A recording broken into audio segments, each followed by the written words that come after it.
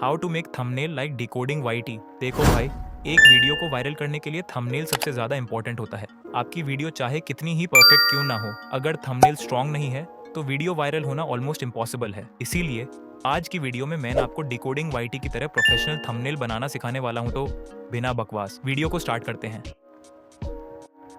सबसे पहले आपको पिक्सेललैब ऐप ओपन करना है। अब ध्यान से देखते रहो, मैं सारी चीजें step by step clear way में एक्सप्लेन करूंगा। और हाँ, वीडियो के एंड में मिलता हूं।